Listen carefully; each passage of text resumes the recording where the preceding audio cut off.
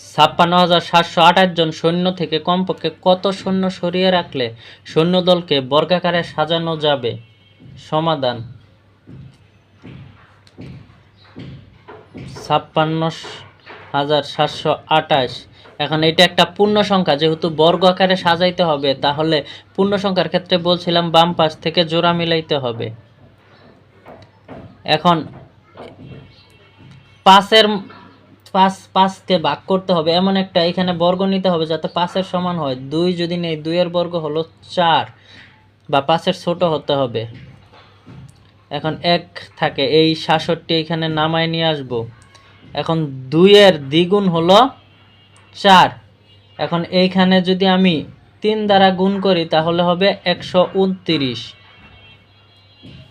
এইখানে 3 8 3। এখন এই 28 নামায় নিয়ে আসবো। এখন আবার 23-এর দ্বিগুণ করব। 23-এর দ্বিগুণ হলো 46। এখন 46-এর সাথে এমন একটা সংখ্যা যোগ করব, এখানে অ্যাড করব, যাকে দ্বারা গুণ করলে 3828-এর সমান বা তার থেকে ছোট হয়।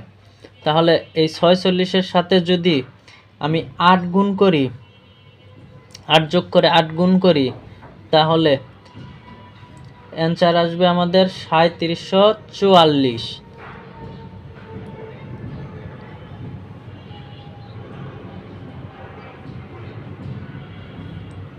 8 যোগ করব, বাকি থাকলো 84।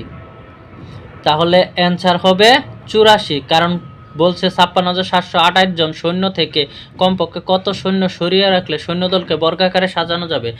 তাহলে বর্গাকারে সাজাইতে গেলে 84 জন সৈন্যকে সরায় রাখতে হবে, অর্থাৎ 84 জন সৈন্য যদি আমরা সরায় রাখি তাহলে বাক্সের 0 হইতো। সুতরাং নির্ণয় সৈন্য সংখ্যা হবে 84। অ্যান্সার 84।